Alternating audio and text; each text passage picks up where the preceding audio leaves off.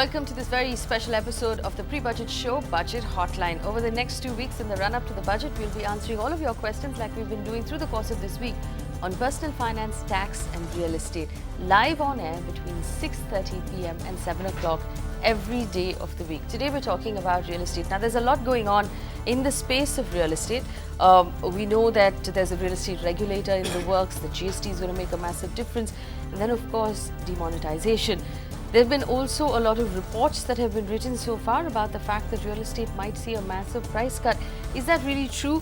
Because we've had a lot of people conflict with that report and disagree with it. The truth really is, where we are standing today, that the finance minister will definitely give the real estate market some sign or some sort of fillip in the budget in order to grow the housing market. The question is, what will that likely to be, and what should your move be as a home buyer then when that happens? Joining me in the studio, Arvind Nandan, South Asia Director Valuations and Advisory at Colliers International, and of course Bhairav, Dalal, partner PwC India, who looks into real estate specifically. Bhairav, thank you for joining us. I'm going to start first with you. Of course, there were several voices post demonetization who pegged a crack of 30% in prices in real estate in India. First of all, of course, it's impossible to have a uniform 30% cut in prices across the market because every market is different. But do you expect prices to come down further from where they are right now?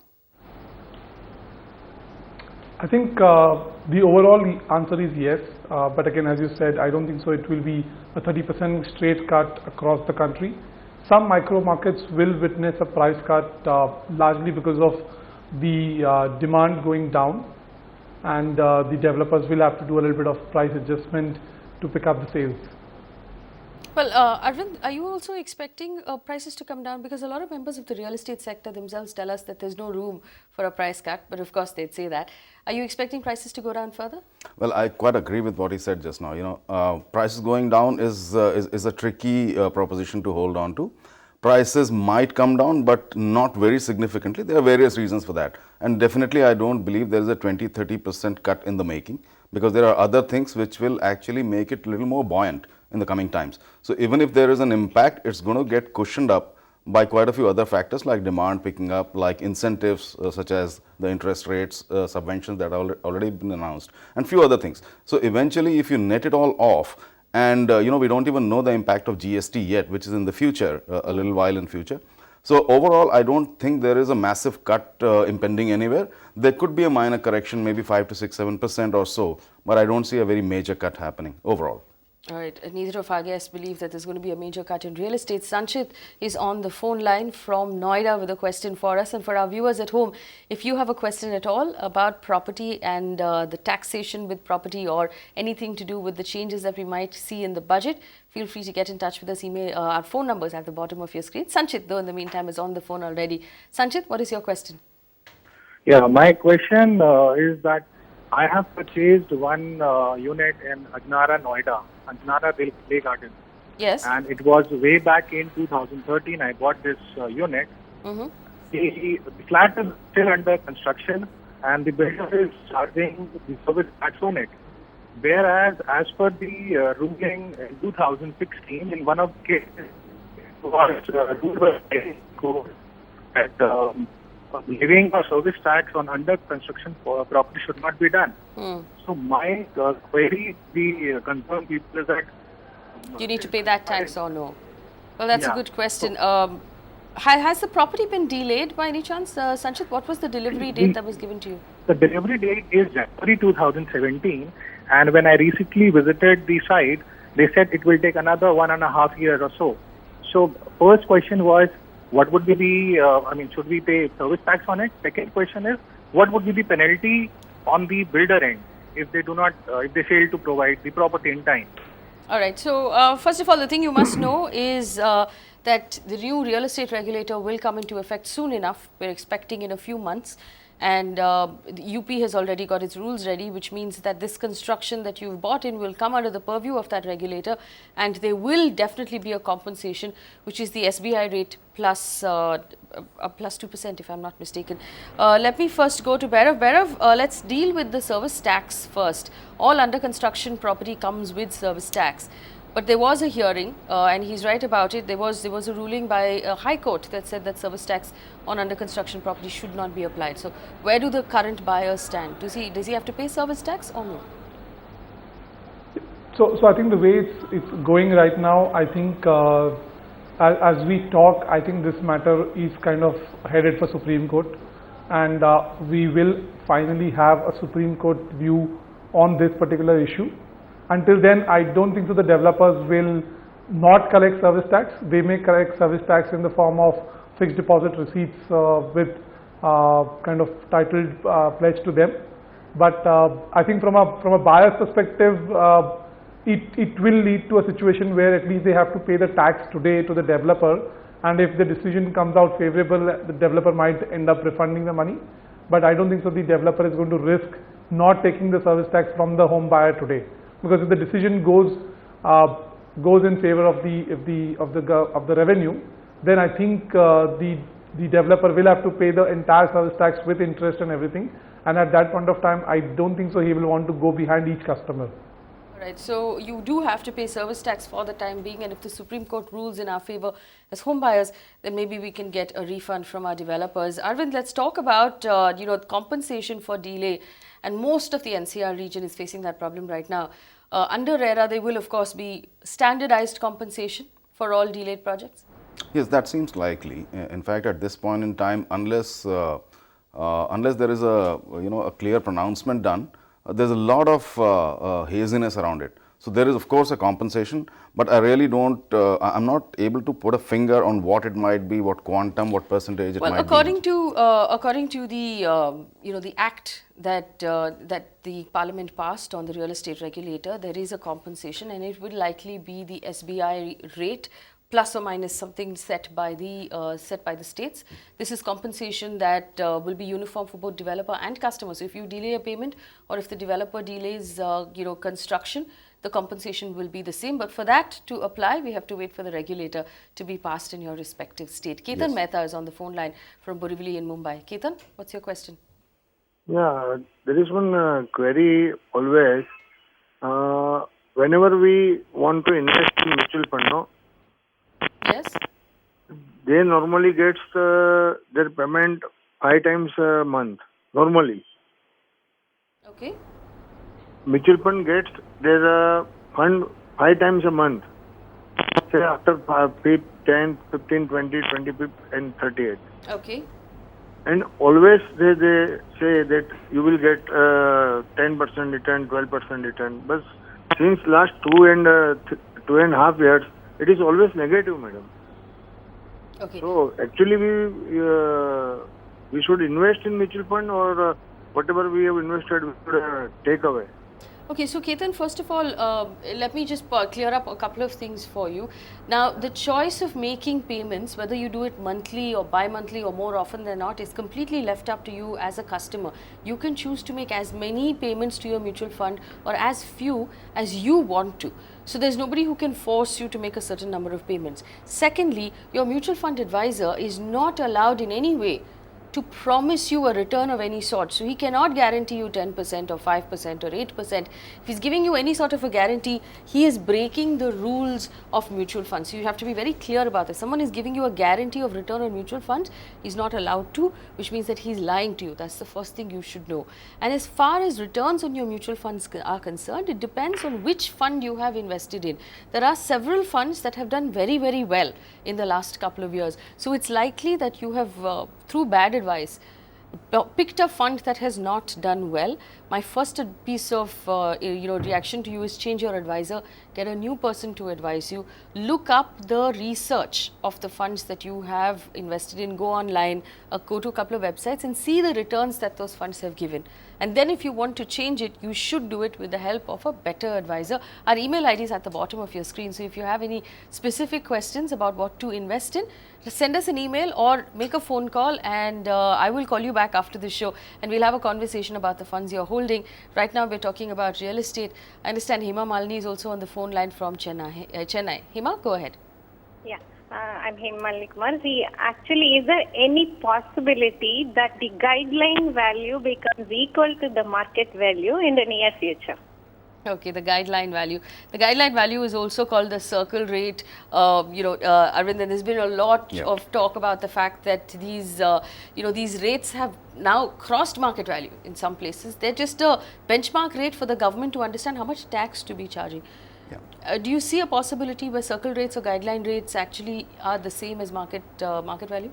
Well, absolutely there is a possibility, and this requires a bit of effort and sincere effort on the part of the government or the assessing authorities as to what circle rates or what guideline values they will fix for the future. Usually they are fixed for the whole year at the beginning of the year. So under the current circumstances, well, not just Chennai, in several other places there is a scope for revising it and possibly downwards. So I think there is a possibility, and one should look forward to that. All right, there might be a possibility. Of course, there are some cities in which the circle rates or the guideline rates are higher than the market values, and we've made representations to the government to reconsider those values. R.A. Gupta is on the phone line from Jaipur. Go ahead, Mr. Gupta. What's your question? Yes, my question is related to this NPS scheme, Tier 2. When we invest in Tier 2, what is the taxation at the time of withdrawal? That is not clear. Well, as of now, Mr. Gupta, there is taxation at the time of withdrawal on both, on all LPS, especially Tier 2 NPS. We're going to have to watch and see in the budget if there is any change being made by the Finance Minister on the tax treatment of the NPS, because right now that tax treatment is, a disadvantage to the NPS, and not too many takers have picked the NPS over the last 1 year because of that tax advantage.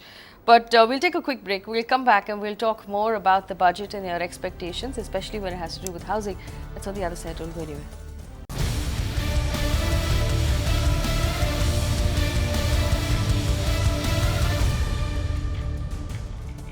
Welcome back. You're watching Budget Hotline here on ET. Now we're answering your questions in the run-up to the budget over the next 2 weeks. At this time, every day, all you have to do is pick up the phone and call us. Ashish Goyal sent us an email. He says, is there a provision in RERA, Maharashtra, that's the real estate regulator for Maharashtra, where an authority can refuse registration of a project whose land legal title is not marketable? If we want to complain about any such land title, whom should we complain to? Bhairav, I'm going to take this question to you first. Right now, under Maharashtra's RERA, is there a possibility where new projects would be rejected if their land titles are perhaps being contested? So I don't think that there's a specific provision which says that if the land title is contested, then the project will be rejected. I think the regulator needs to look at the overall details submitted by the developer while putting in the application for registration, and if he finds that the litigation is something which is too high a risk for the consumers, then he may the regulator may actually deny the registration.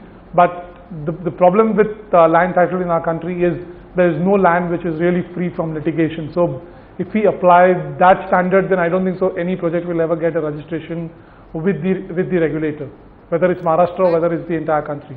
We know that the bill and the rules that Maharashtra have drafted so far require for the developer to declare the title and to declare that the title is free from any encumbrance when he so basically no litigation at all when he signs it on with the developer, when he registers it with the developer. It's very clear so far, both in the central law and the state rules. Arvind, it's a prerequisite really for any registration according to Maharashtra's rules to make sure that the title is clear. Yeah, in fact they have to submit all details, not just title but other approvals, permissions, and unless that's done, the project will not qualify itself. So I can take that point that there is always a possibility or a very high possibility of litigation, but that submission has to absolutely clearly state this, and unless you did that, you're not going to qualify even for registration. Yeah. Well, there's also Tamish right now who's on the phone line from Chennai. Tamish, what's your question? Hi, I took a property in 2012 when I made my first payment, and the second payment was done in 2013 when I signed the agreement. I went to court because nothing was done for 3 years.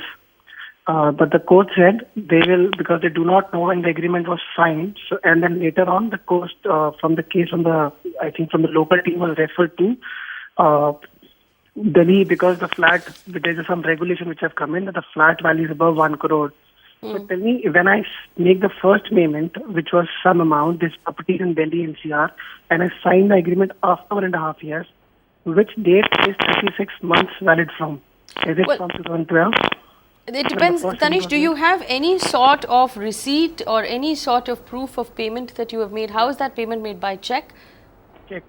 You made it by check. So obviously, given the track of payment by check, you can approach the courts on the dates that the payment was made and received by the developer. While the new laws very clearly state that developers might sign contracts on the first day, it's true that a lot of developers were not signing contracts, Arvind. So technically, the date of the first payment, if he made it by check, that's the date when he's made his first payment to his developer. Yes, and in fact, you don't just make the payment. You receive a letter which states that from this particular date, your purchase begins. So either it's that date or any other date that's clearly Allotment stated. letter, Yes. yes. So either the allotment letter or the letter where your purchase has actually been certified or documented. That is the date that you will have to go by. Of course, there could be ifs and buts, but that letter is important. It can't be that you just made the payment and you don't have anything in return. Then you have a difficulty.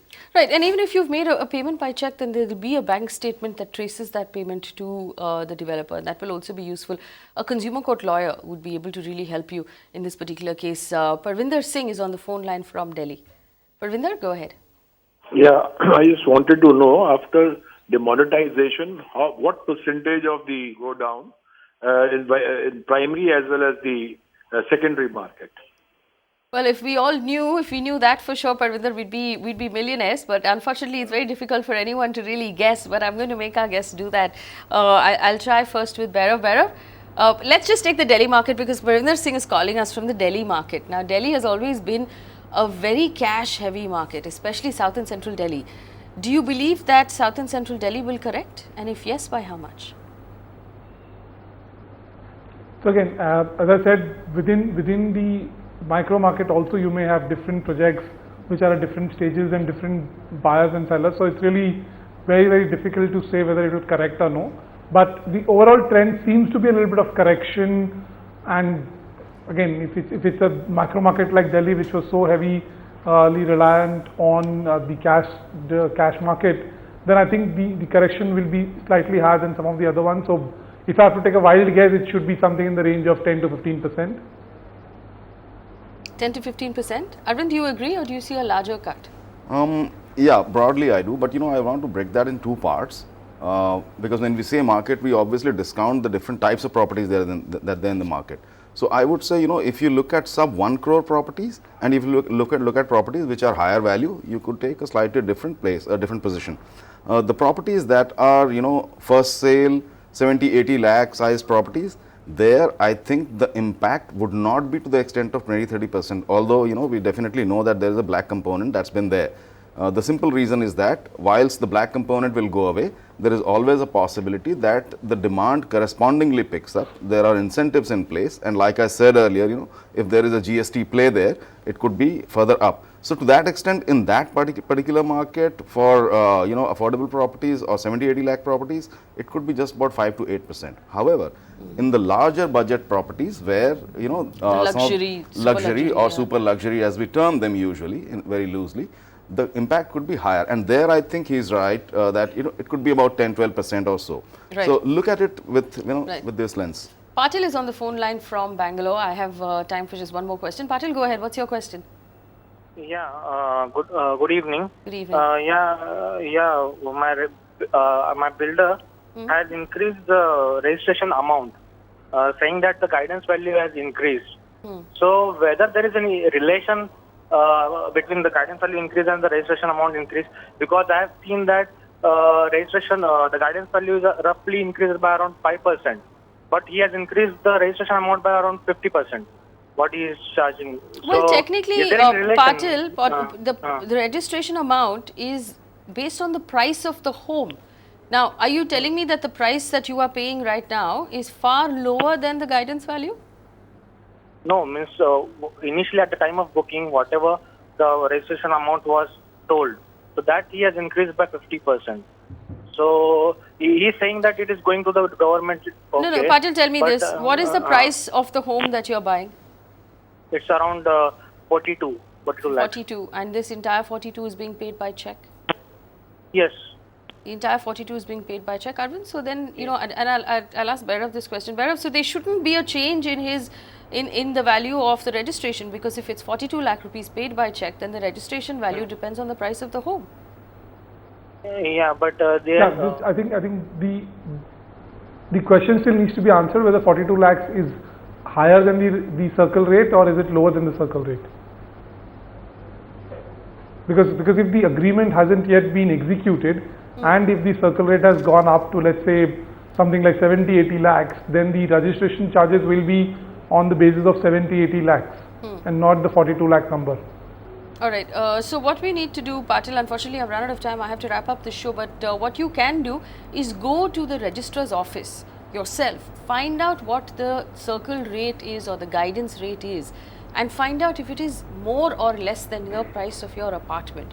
So you basically you'll have to pay a registration fee, and you can ask the government directly. If you don't trust the developer, go to the registrar's office, find out what the rate is, and hence what your registration amount is due, and you will know then who to trust. And anyways, for what it's worth, the registration amount is paid in a demand draft directly to the registrar's office. Your developer doesn't get any part of it. So make sure that that is how you're making your payment, and not through any sort of cash transaction. We have to wrap up the show. I want to thank both of our guests for spending time with us this evening and answering our questions. If you have any questions, we'll be back on Monday.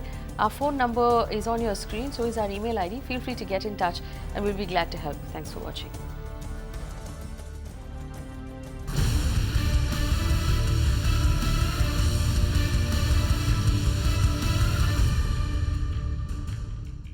Find us on Facebook at facebook.com/ETNow, and don't forget to click the like button. You can also follow us on Twitter at ETNowLive. To stay updated with all our programming, hit the subscribe button on our YouTube channel by logging on to youtube.com/user/ETNow.